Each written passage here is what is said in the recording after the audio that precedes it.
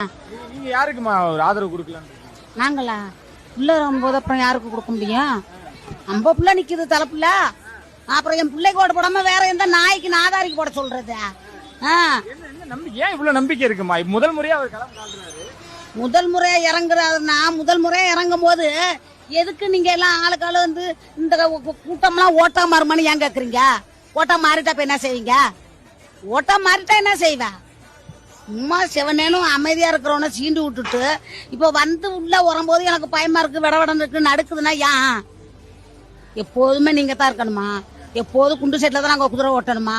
நாங்க எப்போதும் உங்களுக்கு ஓட்டையும் போட்டுட்டு நாங்க கேணப்பாய மாதிரி கேண சரக்கு மாதிரி அலையணும். கச்சத்துக்கு போனா அவன் சுட்டுட்டு கொள்றான், பொம்பளை பிடிக்க மீன் பிடிக்க விட மாட்டான் கடல்ல. சரியா போய் ஒரு ஏதாச்சும் முடியுமா ஒரு ஆஸ்பத்திரிக்கு ஓடணும், ஒரு இதுக்கு போலீஸ் ஸ்டேஷனுக்கு போனா அவன் கேட்கறான் லஞ்சம். நாங்க கட்டுற வரியில சம்பளமும் வாங்கிட்டு எங்களை லஞ்சமும் கேட்கறானுவோ. அந்த மாற்றம் வரும்ன்றீங்க? வர முடியும் வந்தா மாற்றம் வரும். இனிமே எந்த அரசியலும் வேணாம். புதுசா எங்களுக்கு கண்டிய புள்ள அவன் எத்தனையோ கோடி அதான் படிச்சு இல்ல, அவன் எத்தனையோ கோடி ஒரு பணம் நடிச்சுக்கு சம்பாதிக்கிறான். அந்த பணம் வேணாம், எனக்கு மக்கள் தான் வேணா, எதுக்கு வரான்? எங்களை இருட்டுல கிடக்குற எங்களை வெளிச்சத்துக்கு கொண்டுகிட்டு வரான். அதனால அவனை தான் நாங்க வெளிச்சம் கொடுக்க முடியும்.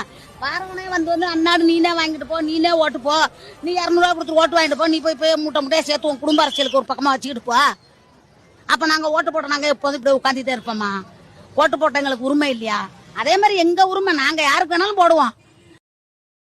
Download ShareChat.